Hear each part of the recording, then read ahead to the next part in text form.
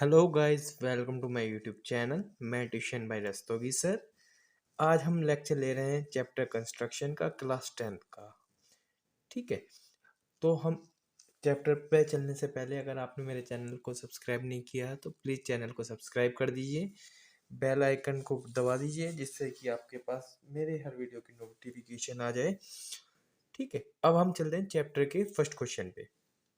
Question first कह रहा है, draw line segment of length 7.6 centimetre and divide it in the ratio 5:8।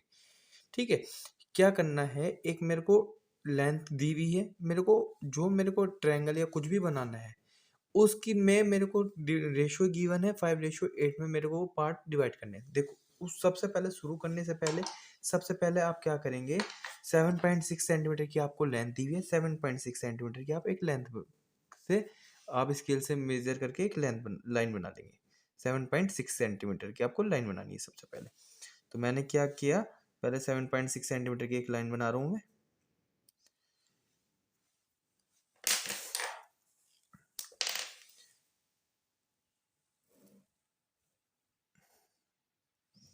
ठीक है, मैंने सबसे पहले क्या करा, 7.6 सेंटीमीटर की एक लाइन बना दी।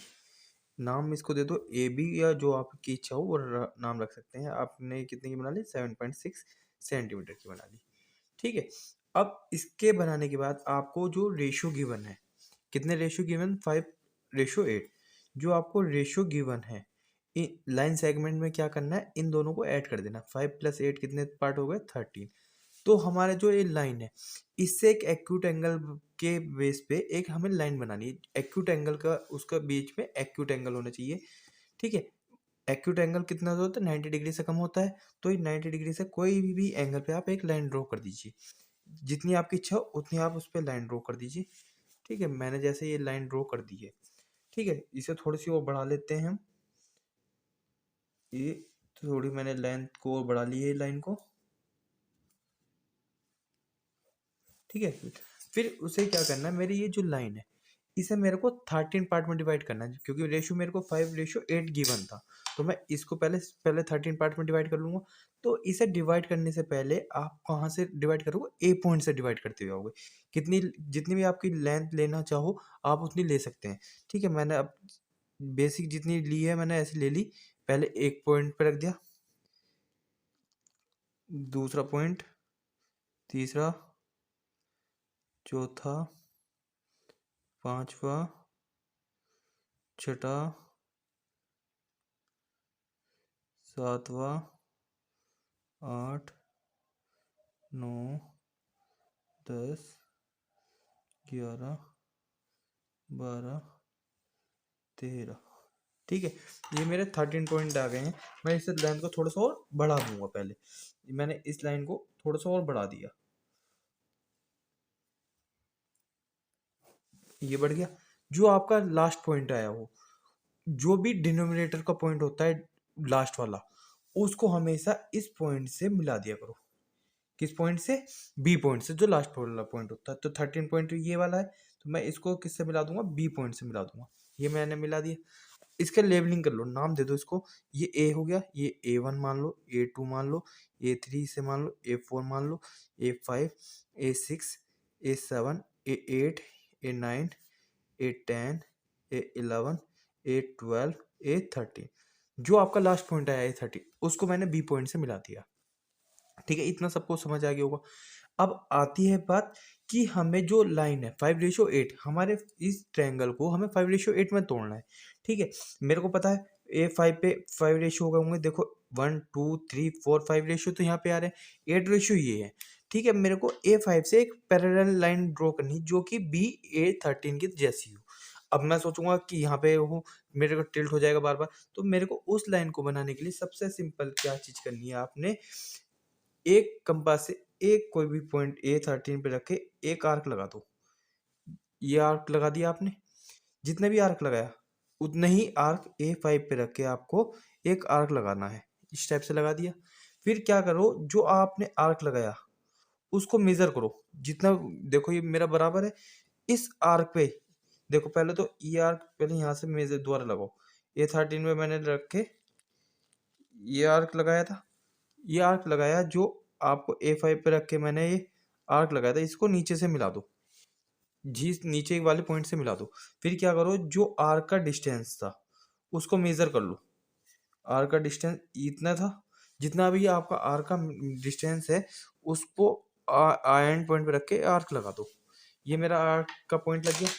उसको मार्क करके इसके एक पैरेलल लाइन खींच दो। ये मैंने लाइन खींच दी, ठीक है।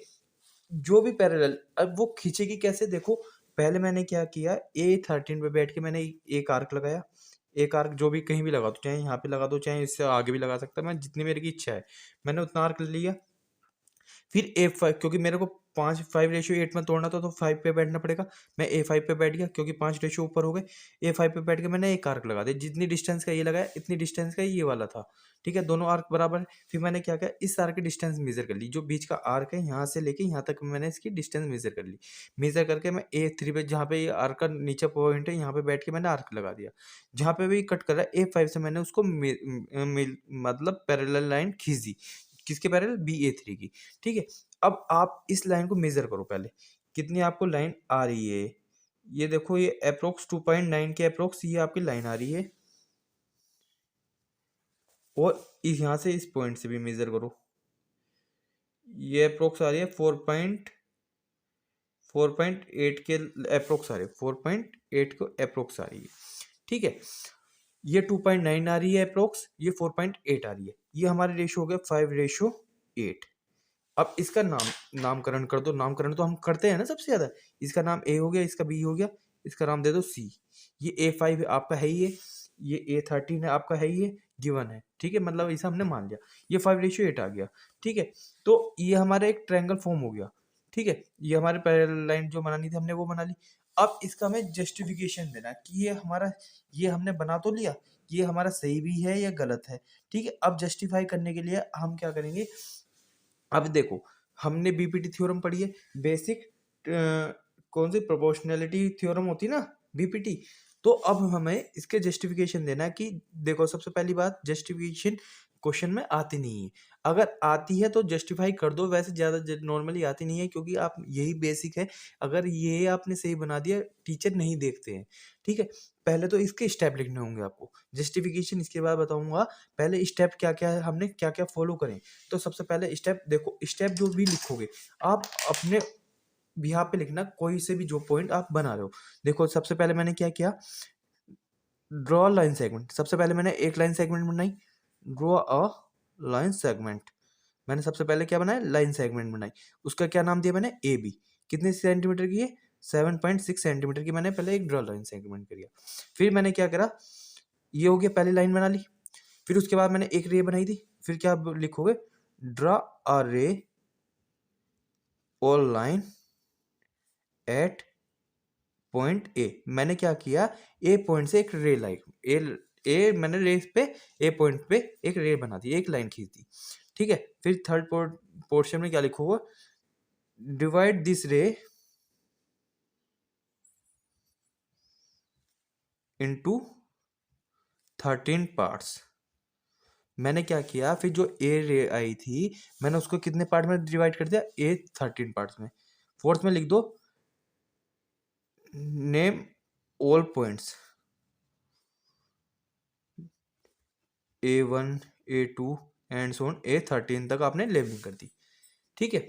यहां तक समझ आ गया। फिर फिफ्थ पॉइंट में क्या लिखोगे, at last point A13 is join with point B।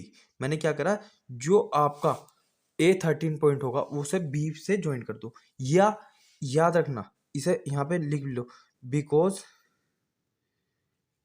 Denominator point is always joined with upper point B। मैंने क्या लिखा कि जो डिनोमिनेटर का पॉइंट होगा, जैसे यहाँ पे डिनोमिनेटर क्या था, 8 था ना, डिनोमिनेटर 5 तो नहीं था, 8 ही था। जो भी हमेशा डिनोमिनेटर होगा क्वेश्चन में, उसको पॉइंट को आप B पॉइंट से मिलाओगे। जो भी डिनोमिनेटर होगा उसको B पॉइंट से मिला दोगे। तो मैंने डिनोमिनेटर से B पॉइंट से मिला दिया। फिर क्या लिखूंगा, at point A13 draw an arc. मैंने एक आर्क लगाया, फिर से 7 पॉइंट में क्या लिखूँ, at same distance of arc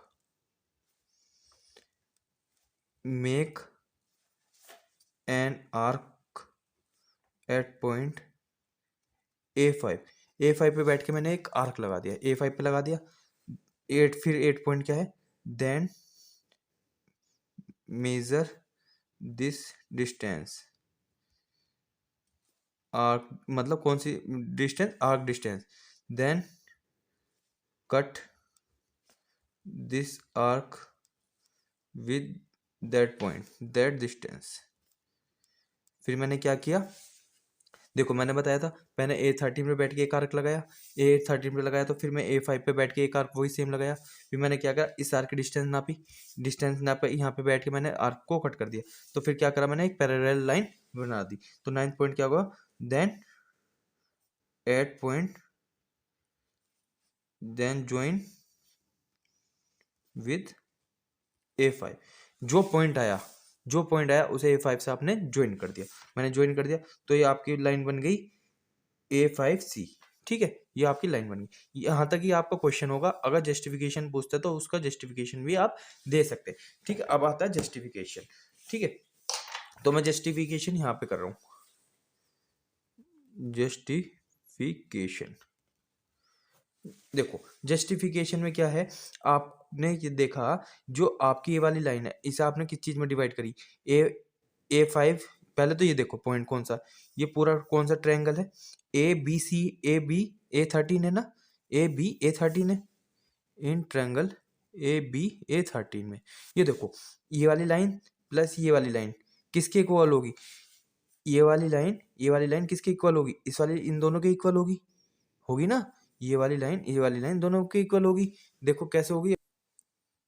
ठीक है बेटा, ये हमारा ट्रायंगल बन गया। मेरे को जस्टिफिकेशन देना ना। देखो ये जो मैंने पार्ट डिवाइड करा है, 5 पार्ट में डिवाइड करा था, इसे 8 पार्ट में डिवाइड करा था, तो मैं इसको कैसे लिख सकता हूँ, A1 A5 upon A5 A13 किसके इक्वल, 5:8 के है, नहीं है। ये A5 कितने रेशियो में, 5 में था। A5 13 कितने में था, 8 रेशियो में था। ठीक है, अब क्या करते हैं, हमने जो पैरेलल लाइन खींची A5C पैरेलल किसकी खींची, B A13 की खींची ना। ये जो पैरेलल लाइन है ये इसकी पैरेलल खींची। तो बाय बीपीटी थ्योरम के हिसाब से जो ये पॉइंट, ये लाइन होगी, ये इसके, ये दोनों पॉइंट जो होंगे इन दोनों के इक्वल नहीं होंगे। ये कैसे, A5 upon A5 A13 equals to AC upon BC। मतलब ये वाला जो पॉइंट है, ये वाला डिस्टेंस और ये वाली डिस्टेंस इन दोनों के इक्वल, डिस्टेंस की इक्वल होगी। ये क्योंकि ये मेरे को पता है, ये जब 5 है, ये 5 है, तो मैं इसे मान लूँ ये 5 पार्ट्स में आ गई, ये 8 पार्ट्स में आ गई, क्योंकि मेरे को ट्रायंगल बनाना था। तो मेरे को पता A5 अपॉन A13 किसके इक्वल है, 5 अपॉन 8 के। तो यहाँ से ये इक्वल नहीं होगी AC अपॉन BC 5 अपॉन 8 के, यहाँ से ये इक्वल होगी ना। तो AC upon BC equals to 5 upon 8, इस वजह से ये इसके इक्वल हो गई है। ठीक है, ठीक है, तो ये इक्वल हो गई। यही चीज़ तो हमें दिखानी थी, यही तो शो करना था। ये हमारी 5:8 थी कि ये 5:8 हो गई, यही चीज़ तो हमें दिखानी थी। देखो मैं दोबारा बताता हूँ, जस्टिफिकेशन में क्या था, ये आपने 13 पॉइंट में डिवाइड कर लिया इस लाइन को, ये इसे 5 पॉइंट मान रखे थे, इसे 8 पॉइंट मान रखे थे, जैसे हमने क्वेश्चन में दिया था हमने वैसे मान लिया था। मेरे को पता है A/A5 मतलब डिस्टेंस A5 और A5 upon A13, A5 into A13 5:8 के बराबर है। अब जब मैंने क्या किया, A5AC पैरेलल खींच दी इस लाइन के, तो बीपीटी थ्योरम जो होती है वो क्या कहती है कि ये दोनों का रेशियो किसके रेशियो के इक्वल होगा, इन दोनों के रेशियो के इक्वल होगा ना। जब मेरे को पता है ये दोनों रेशियो 5/8 के इक्वल है, तो ये दोनों भी 5/8 के इक्वल होंगे ना। तो यही चीज़ तो मेरे को प्रूव करना था, कि ये मेरे को ये दिखाना था, ये 5:8 में डिवाइड हो रही है, तो यही चीज़ तो आ गई। ठीक है, ये बनाया कैसे ये भी बता दूँ। देखो सबसे पहले मैंने क्या किया, 7.6 सेंटीमीटर की एक लाइन खींच दी।